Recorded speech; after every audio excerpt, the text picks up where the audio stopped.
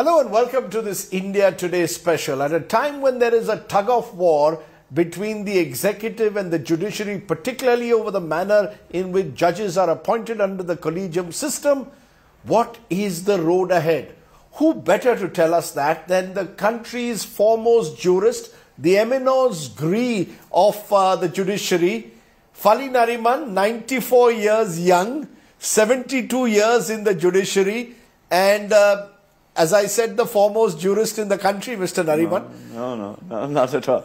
But yes, I've seen a lot of Sundays, if you can call it that. You've seen a lot of Sundays, but have you seen the kind of Sundays that we are seeing at the moment where virtually on a daily basis, the executive and the judiciary seem to be heading towards some kind of a confrontation, particularly over the Collegium system of appointing judges? I have seen that. But I think it is purely futile.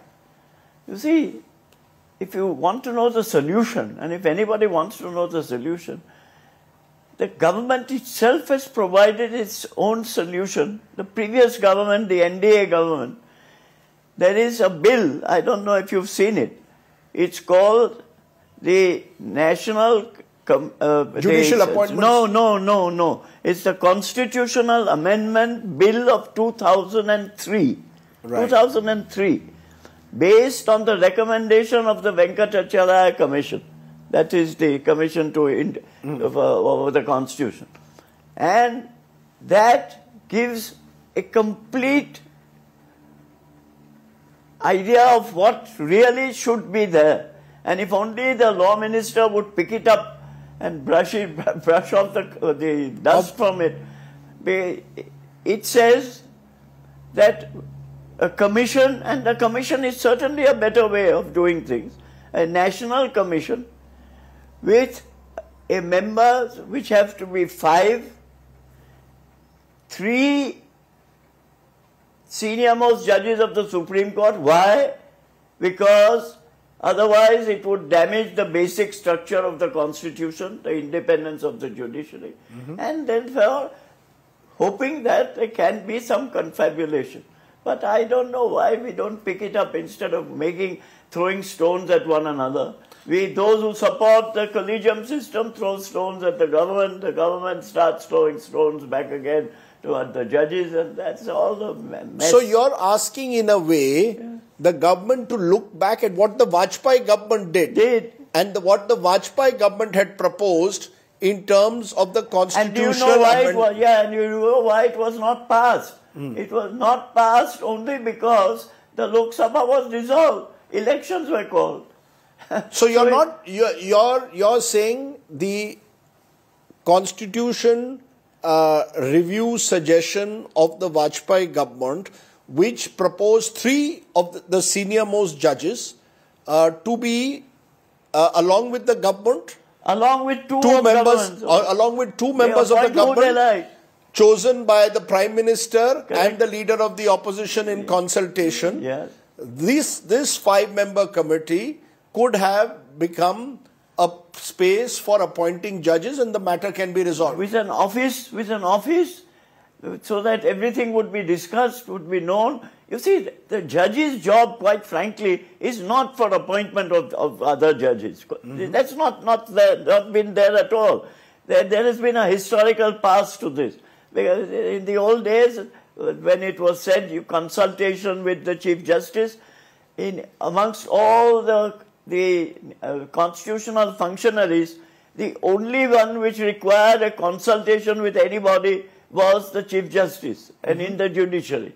And that was, I mean, you will find Govind Vanda Pant saying in the Lok Sabha that out of 297 appointments were all with the concurrence of the Chief Justice at that time. So I don't know why all this tomfoolery goes on. I'll tell you why.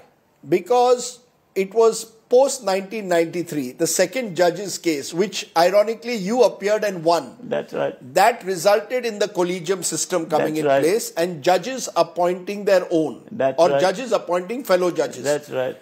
The government in 2015 brought the NJSC bill and decided that this But bill... it was not the Venkatachalaya bill. It was not the Venkatachalaya bill. That's an important distinction you're making. Yeah. But it was a bill that would, in a way, take away some of those powers of the judges to become the sole arbiters of who becomes a judge. Yeah. That was struck down in the Supreme Court on the grounds of the basic structure doctrine being affected. Yes, but why? Now the government is saying we want to go back to it. Yes, but you must know why this basic structure. It's not a mantra, not the basic structure mantra.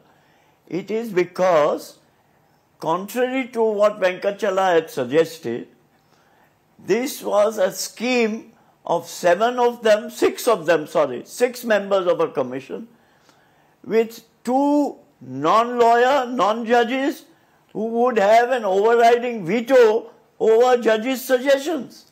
That was the crux of the matter. That was the crux of this National Judicial Commission. Otherwise, I think that the judges would probably welcome this if you had a commission as Venkatachalaya had suggested. In fact, some of the judges in the NJC judgment itself said, yes, the Collegium system needs reform. Of course it does. And you believe it does need reform. Of course. You should have appointees of the government along with the 3 senior most judges. I'll tell you, Lord Cook, who was a distinguished judge from New Zealand, he was the only judge to be appointed in the House of Lords, in England also. When he was asked to give a lecture here, the title of his lecture was "Where Angels Fear to Tread," and the first line of that is "Fools march in where angels fear to tread." So that was the suggestion. I mean, he therefore made a very deft title. You know, we have reached a stage, though, where there seems to be mistrust at the moment between the executive and the judiciary. But you see, I don't know, Rajdeep, if you read Chagla's memoirs, yes, and he was one of, in my view, the most distinguished judges ever was there in the country from 1950. MC Chagla. MC Chagla, outstanding. Now, he writes and he said that he was not very fond of Mr. Morarji Desai, who was the chief minister, nor did their habits concur. But in any view of the matter, every month they'd meet each other at one place or another, either in the Chief Justice's house or in the Chief Minister's bungalow in Bombay, and discuss, because there's a lot to discuss, not merely judges. There's a lot to discuss about where the head of a judiciary and the head of the executive between them. I don't see why there can't be this camaraderie and this one-to-one without the press, without the media, without everybody being there. Are you saying that the way out, therefore, is either the Prime Minister and the Chief Justice meet regularly, or the Law Minister and the Chief Justice meet regularly, behind closed doors, not by throwing muck at each other, or certainly not by the executive suggesting, for example, as Mr. Rijiju only yesterday has, the Law Minister says judges are not elected.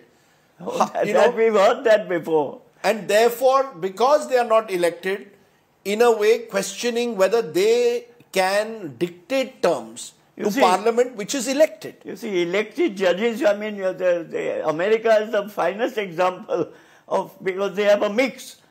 The state judges are elected. Yes. The federal judges are not. Yes. And they are appointed for life.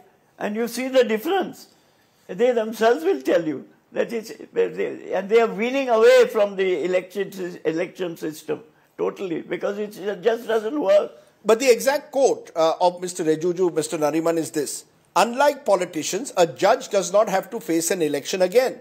But the people are watching you, your judgments, the way judges function, the way you provide justice, the people are watching. Do you see this as an attempt to intimidate the judiciary in some way, to get the judiciary to fall in line? Quite unnecessarily. This is my regret. You see, there is much to be said in favor of the Collegium system. There is very much more to be said against the Collegium system. And therefore, there has to be a solution. Now, what is the actual solution? And that's what I said. Venkatachalaya, in his wisdom, and he was a judge he was one of our foremost Chief Justices. In this century, perhaps the best that we've had so far. Outstanding. So, that solution Yes. of the 3 senior most judges, Yes. and In a committee of 5. in a committee of 5, with the Chief Justice having the final say. But not, there's no question. But the 3 will have the final 3. say. So Yes. you have an odd number of 5. Yes. It would be decided by majority. Majority. Would those, you see, one of the issues, Mr. Nariman, about the collegium system is that it is opaque. Yes. That because of its opacity, people don't know why a particular judge has been appointed or why another one's appointment has been blocked. That's all over the world. That's all So over the should world. that system be made more transparent? Yes, of course. They can be made more transparent. In fact, in England now, they have people who have to apply for being a judge. You can't be appointed if you don't apply. You say, I'm interested in being a judge of this court. Should reasons be given? Should the judiciary? No. You don't need to give reasons. No. There's no. I don't think they should be given reasons at all. You must give them some leeway. Some leeway. A little bit of play in the joints. There has to be a play in the joints. I'm very sorry. I don't agree at all. You have to trust somebody. You say the trouble is, as you are saying, trust has broken down. Now, if people don't meet, of course trust. If you and I don't meet, every week, if we have something in common and yet we don't see each other, then we go to the press and say nasty things about one another. That's what's happening. Is it just about a lack of trust or somewhere an attempt being made to get judges to fall in line? Because you've seen a number of judicial appointments have been blocked. But you see that inconvenient appointments are being blocked. But if people will only realize that's exactly what happened in the emergency, that's exactly what happened when in the first judge's case, after the first judge's case, which is known as the first judge's case in 81, what was said? They said, no, the Constitution only says in consultation with, the President will appoint the judges in consultation with the Chief Justice. That doesn't mean anything. That only means he'll have to ask him, Mr. Chief Justice, what do you say? And then appoint whomsoever he chooses. But it didn't happen that way. It didn't happen that way. It happened the way that the judiciary was always respected. And the governments that came, that were there for the first 20 years, were always consulted the Chief Justice, and hardly ever, there one or two, it happened, appointed someone outside the pale of the Chief Justice's diktat. You know, you mentioned very significantly, Mr. Nariman, the emergency. Yeah. Because that is where the system broke down. Yes. And that is where the judges, in a way, found themselves subservient to the executive. And I'll tell you why. Because judges were transferred during the emergency, not for exigencies of service or for any convenience or because there were more judges needed in a particular court, but only because they gave judgments which were unfavorable to the government of the day. This is how it happened. And that's why the Collegium system. That's right. That's the point I was going to come to, that the second judge's case in the Collegium came into place because people feared that the excesses of the emergency could not be allowed to be repeated again. That's right. Now when you see what's happening, do you fear that there is another attempt by the executive? Yes, of course I do fear. To go back to the kind of emergency domination of the judiciary? I do fear. That is why I make the suggestion that, I mean, there's no hallmark on the Collegium system that we must have this system and nothing else. I don't think anybody will say that. But the government says National Commission, I say yes, have a National Commission. Your own party had proposed it, had a bill, we introduced that bill, that's all. Is part of the problem also the quality of judges and the fact that some of the judges themselves now have a question mark over them, over the kind of judgments that are delivered, the manner in which some judges make statements, sometimes praising politicians, judges becoming, or chief justices becoming Rajya Sabha We used to call them, within months of their retirement? We used to call them bandwagon judges in the emergency. Bandwagon judges. Yeah, jump on the bandwagon. So are we back to bandwagon judges? That's unfortunate. You see, on both sides, you have to blame both sides. I don't blame one side at all. I blame both sides. I mean, this has been stirring up, and it's something it makes good political mileage. gives good political mileage. That's about all. And I don't think that's good for the country. That's not good for the country. What would you therefore advise both sides now to do? To step back first and go into dialogue behind closed doors? And you're saying bring back the Venkatacharya commission report and go by the bill which suggested that you could have a 5-member commission. Am I right? And I think the first step, I mean, speaking for myself, I think the law minister was right when he suggested in a letter which came the other day, this was before all this happened, namely that why not have one person who is nominated by the law ministry in the Collegium. I mean, that's what he was suggesting. Yes, all right. You have no problem with that? I have no problem with that. I don't think anyone should have any problem. Because, you see, when sitting together, instead of writing letters to one another, whether you should be appointed or I should be appointed or I should not be appointed and you should be appointed, instead of all that, can't we sit across the table and discuss this? It's far better to discuss something.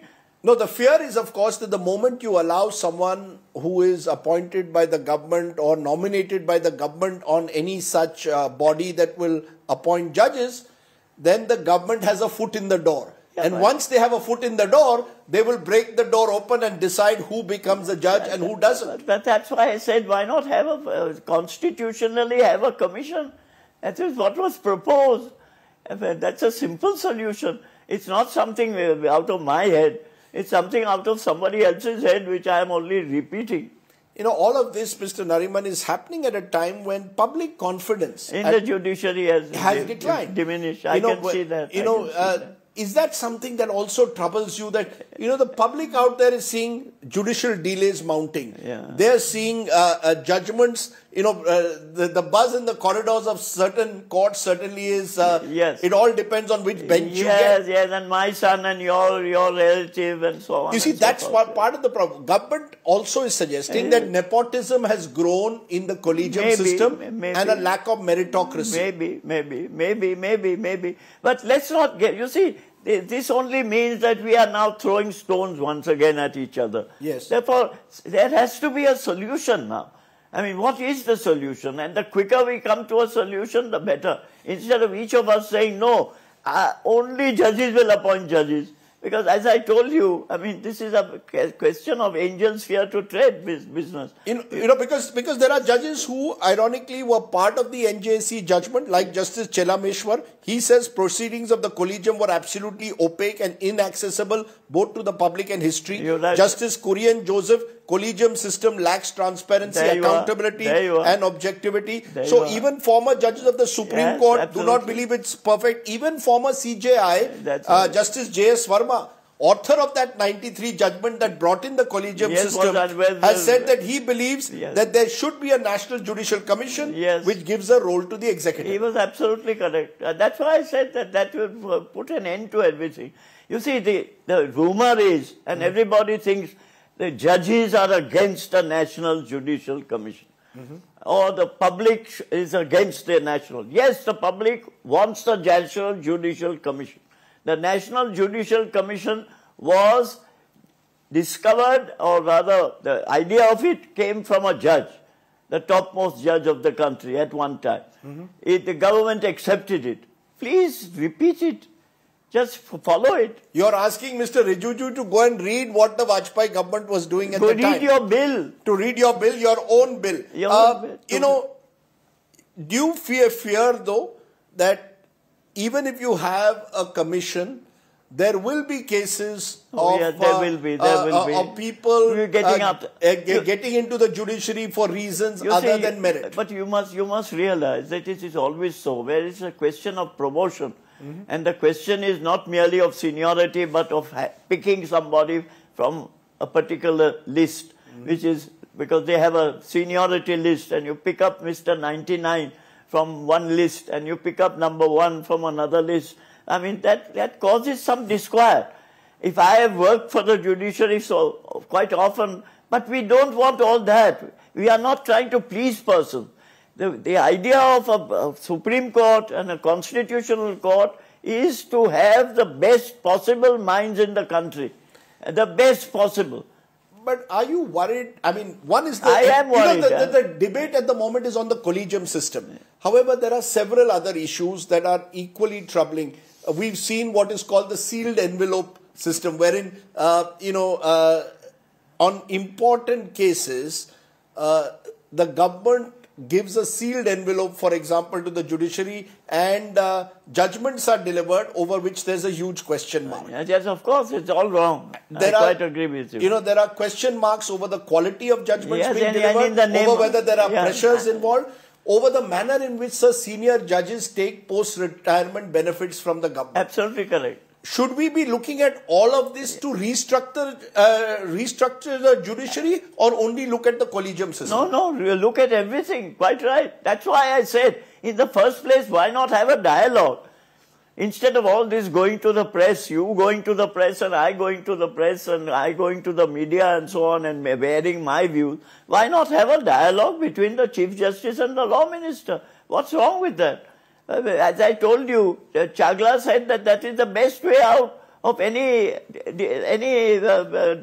disquiet amongst human minds. And you're saying this despite, even if they have differences, as Mr. Chagla had with Morarji Desai. Yeah, absolutely. Even if you have differences with the Law Minister and the Prime Minister, or they have a difference of opinion with the Chief Justice, it is possible for the two sides to meet and find a solution. Find a solution. That's the ideal solution. I say ideal thing, instead of my proposing it or you proposing it. No, let me put it this way. If Fali Nariman is proposing it, maybe the two sides, just based on on your credibility, may actually agree to your suggestion, hopefully. I sincerely hope so. I'm beyond all that. I don't practice anymore, but I'm just saying that there's no point now in having all this tutu meme between the two sides. It's not good for confidence in the country. Not good at all. I mean, you can get some political mileage out of it if you like, but it's not good at all.